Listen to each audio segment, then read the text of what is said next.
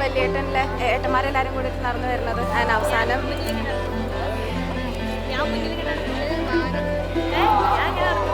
ഏതാ പാട്ട്? ആ പാട്ട്.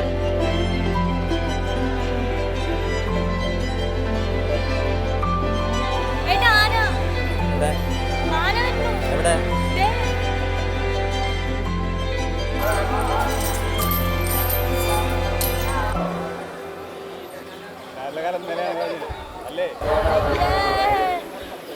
കല്യാണം കഴിഞ്ഞ്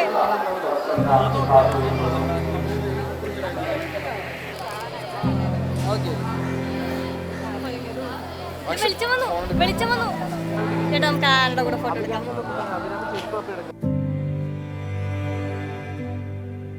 അതുൽ രാജ്. വീട്ടിൽ വിളിക്കുന്ന പേര് അതിനേക്കാളും വിറ്റ കുഞ്ചു. കുഞ്ചോട്ടനെ വിളിക്കുന്നത്.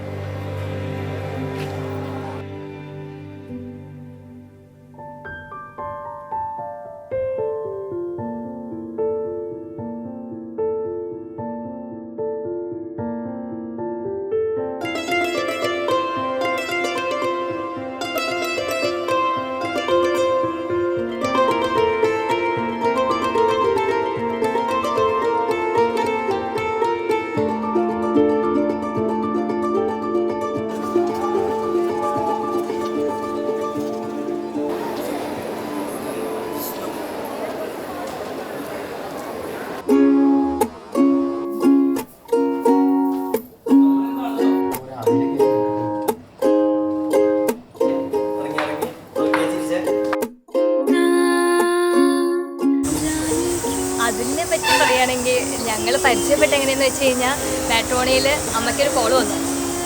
അപ്പോൾ ഞാനിങ്ങനെ കല്യാണമൊക്കെ വേണ്ടാന്ന് പറഞ്ഞിരിക്കുന്ന സമയമായിരുന്നു. അപ്പോൾ ആ സമയത്ത് വരുന്ന ചെക്കന്മാരൊക്കെ എനിക്കങ്ങനെ ഇഷ്ടമുണ്ടായിരുന്നില്ല. അപ്പോൾ ആരെങ്കിലുമൊക്കെ എൻ്റെ തലയിലാവുമെന്ന് വിചാരിച്ചപ്പോഴാണ് അതിൻ്റെ ഒരു ഫോട്ടോ ആണ്, ഒരു ബ്ലാക്ക് ടീഷർട്ട് ഇട്ടൊരു ഫോട്ടോ. അപ്പോൾ കണ്ടപ്പോൾ തന്നെ ചെക്കൻ്റെ ഫോട്ടോ കണ്ടപ്പോൾ തന്നെ എനിക്ക് ഇഷ്ടമായി.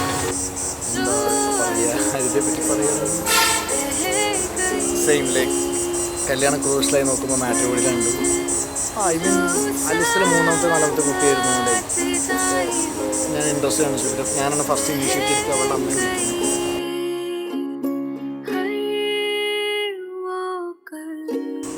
ഹരിത ഞങ്ങൾ ഒരുപാട് മിസ് ചെയ്യും. ഞങ്ങൾക്ക് ഹരിത ചിലർക്ക് ഹരിത ചേച്ചിയാണ്, ഇവരുടെ കൂടെ പഠിച്ചവരാണ്.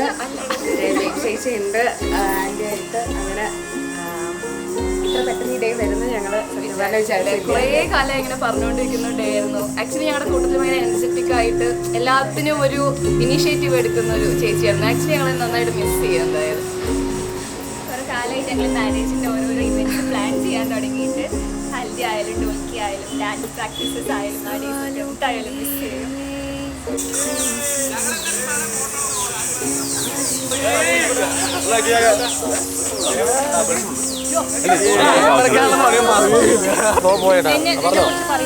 ഇവിടെ കാട്ടുപോയി. ഞങ്ങളെ ചേച്ചിയാണ്, ബെസ്റ്റ് ഫ്രണ്ടാണ്, ടീച്ചറാണ്.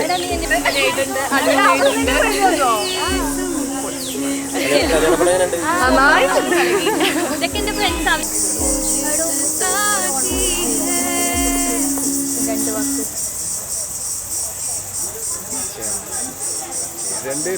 പാളിപ്പോയി. ഞങ്ങളതെല്ലാം ഉദ്ദേശിച്ചേ, ഞങ്ങളുടെ പ്ലാൻ ഇതായിരുന്നില്ല. ഞാൻ ഇല്ല എന്ന് പറയണം. അപ്പോൾ ഇങ്ങനെ തന്നെയാണ് അതിൽ. ഹരിത എന്ന് പറഞ്ഞു കഴിഞ്ഞാൽ ഞങ്ങൾക്കൊക്കെ അവിടെ ഒരു ശരിക്കും പറഞ്ഞാൽ ഞങ്ങളുടെ സ്ഥലത്തൊരു ചേഞ്ചസ്. അതെ, അതാണ് വിപ്ലവം സൃഷ്ടിച്ചതാണ്. എന്ത് പറയുകയാണെങ്കിൽ ഇപ്പം ഞങ്ങളൊക്കെ കൂടുതൽ ഇപ്പോൾ പൊളിറ്റിക്സ് ആയാലും അല്ലെങ്കിൽ വേറെ എന്തെങ്കിലും നാട്ടിലൊരു കാര്യത്തിനായാലും ഹരിത മുന്നോട്ട് ഇറങ്ങി ചെന്നിട്ട് എന്തിനും കൂടെ നിൽക്കും.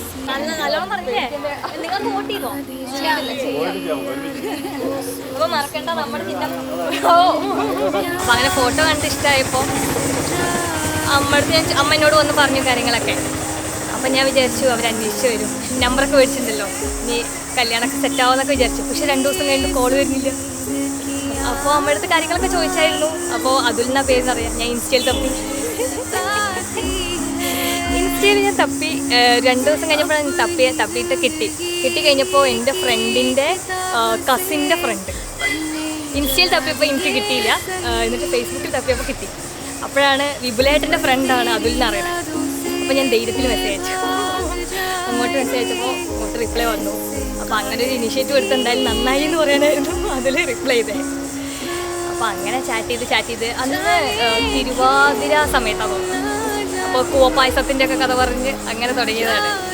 അപ്പോൾ പിന്നെ അതിലെ പോലെ ഈ കാട്ടുകോഴിക്ക് സംക്രാന്തി എന്നൊക്കെ പറയുന്ന പോലത്തെ ടൈപ്പായിരുന്നു ഞങ്ങൾ രണ്ടുപേരും.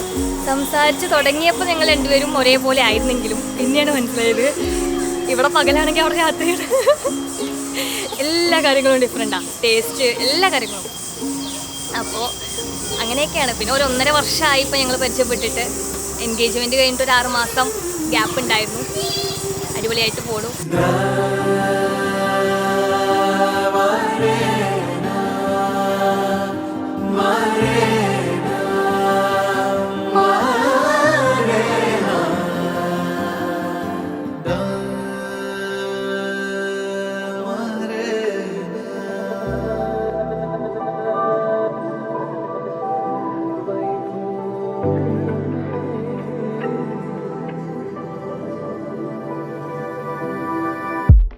സീതാ കല്യാണ വൈഭോഗമേ രാമ കല്യാണ വൈഭോഗമേ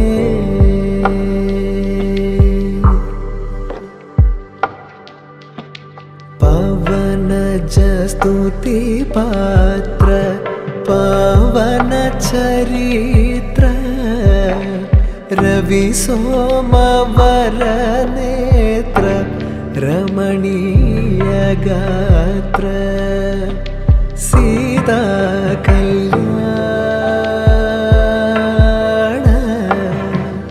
वैभोगमे राम